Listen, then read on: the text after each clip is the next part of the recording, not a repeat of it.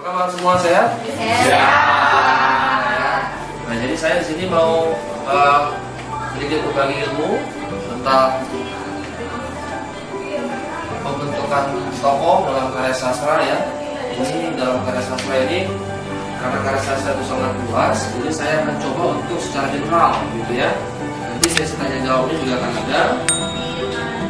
Jadi untuk sementara kalian dengar dulu ya, beberapa materi yang akan saya bagikan kepada peserta. Cuma ya, dibaca-baca dulu. Ini dari apa? Dari mandiri semua? Iya Pak. Oh, mandiri semua ya. Ya, dibaca-baca dulu. Nah, jadi ini yang akan saya terangkan hari ini kepada kita.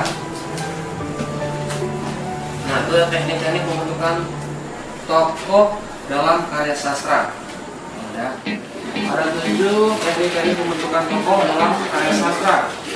Nah, karya sastra yang dimaksud ini bisa berupa puisi, bisa berupa cerpen, dan bisa berupa novel. Ya. Nah, teknik ini sumbernya adalah dari Burhan Nurjanto, gitu ya. Pada bukunya halaman 195 sampai 231, diterbitkan tahun 1998. Nah, coba siapa yang sudah pernah tahu teknik cakapan, teknik dialog, teknik tingkah laku, sampai dengan teknik pikiran dan perasaan? Kira-kira siapa ada yang sudah pernah dengar? Warna mungkin sudah pernah? Itu biasanya dari teknik ini biasanya itu dalam membuat sebuah cerpen. Dalam membuat sebuah cerpen. Biasanya Wardah pernah nulis cerpen belum? Pernah ya. Pakai teknik mana Wardah ketika menulis cerpen? Biasanya itu lebih kepada Dialog ya. Karena kenapa? Kira-kira kenapa pakai dialog? Teknik pembentukan tokoh yang Wardah buat dalam cerpen itu, kenapa harus pakai teknik dialog? Dari dialog itulah kita bisa bagaimana sih, dari dialog itulah kita mengetahui kriteria tokoh tersebut. Apakah tokoh itu bersifat baik atau protagonis, kemudian jahat atau gonis. Berarti pakai teknik dialog ya. Yang lain siapa? Queen mungkin?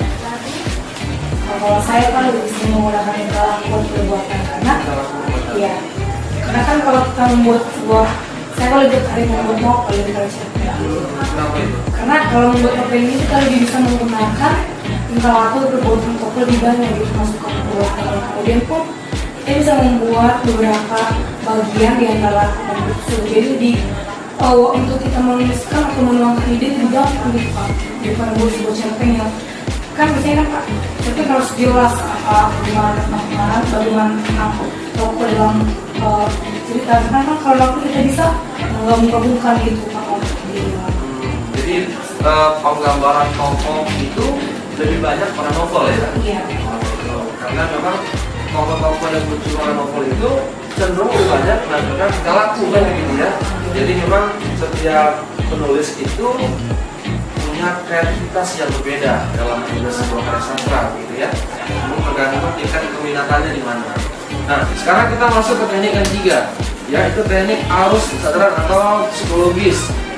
Kita baca sekilas ini ya. Arus kesadaran ini adalah sebuah teknik narasi yang berusaha menangkap pandangan dan aliran proses mental tokoh berupa tanggapan indera bercampur dengan kesadaran dan kesadaran pikiran, perasaan, ingatan, harapan, dan asosiasi acak.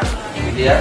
Untuk memperkuat pendapat ini, Godes Kerak dalam bukunya juga berpendapat teknik arus kesadaran adalah deskripsi tentang watak seseorang dapat dilakukan melalui pendekatan psikologis, terutama memakai metode bawah sadar. Nah, kenapa harus adanya gambaran psikologis dalam sebuah karya sastra? Kira-kira saya jawab nggak? Siapa yang bisa kira-kira? Menurut saya, karya sastra adalah cerminan dari kehidupan nyata. Jadi, dalam setiap karya sastra akan tergambar bagaimana psikologis pengarangnya yang ada dalam karya sastranya. Misalkan di dalam karya sastra itu tokohnya sendu misalkan, pasti ada hubungannya kenapa seorang penulis membuat tokohnya itu sendu seperti itu. Pasti apakah dia memang penulis itu memang orangnya sendu atau ada faktor lain yang mempengaruhi dia untuk menentukan tokoh tersebut berkarakter seperti itu. Menurut saya seperti itu. Oke, masih ada yang belum paham? Paham. Ada lagi kira-kira? Oke, Queen, silakan Queen. Kan di sini kan ada di bagian teknik arus kecerdasan. Queen suaranya seksi ya? Iya. Bagaimana? Ya, yang mana Queen? Di sini kan ada keterangan dari penjelasannya, ada metode bawah sadar. Oh, nomor berapa Queen? Yang nomor 3, Pak. Nomor 3 ya. Yang saya ketahui kan Pak dalam pelajaran dari semester 3 kan ada statistika. Di situ teknik untuk psikologis pengarang ada 3, Pak. Ada id, ego, dan superego. Yang saya mau tanya Pak, di sini kan ada dibuat bawah sadar. Apakah teknik ini atau bagian ini masuk ke mana Pak? Apakah ke id seorang pengarang atau ego atau superego? Oke. Saya bingung. Baik, terima kasih. Ada lagi kira-kira? Oke, baik, kita kembali ke poin nomor 3 untuk memuaskan pertanyaan dari Queen ya tentang alam bawah sadar. Nah, Sigmund Freud itu seorang dokter kejiwaan ya yang kerap berhubungan dengan dunia sastra. Nanti bagi semester 5 kita akan ketemu mata kuliah psikosastra ya. Saya akan jabarkan itu ya, kalian sudah ya semester 3 belum. Baik. Jadi Sigmund Freud itu membagi tipologi kepribadian manusia itu menjadi 2 gitu ya. Dinamika kepribadian dan struktur kepribadian.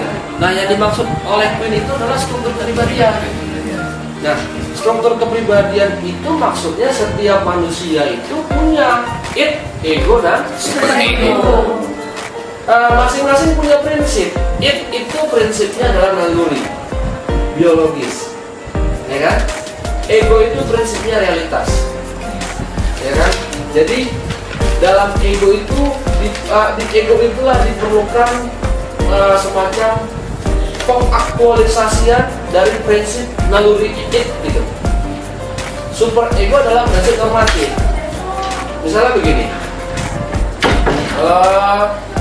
misalnya kita rasa lapar kita ini kita harapkan nggak datang. Maksud datangnya kita sadari nggak? Rasa lapar datang tiba-tiba kan? Iya. Ya kan? Itulah naluri tadi, biologis itu. Rasa munculnya dari dalam diri. Itu masuk kepada tataran id, ya kan? Kemudian ego itu adalah prinsip realitasnya. Karena sudah lapar kita maka harus makan. Itulah ego berperan di situ. Nah, untuk menjembatani antara kekuatan id terhadap prinsip realitas ego, maka diperlukan superego. Superego adalah prinsipnya normatif supaya tidak terlalu susah berjalan. Kita tutup. Sasindo.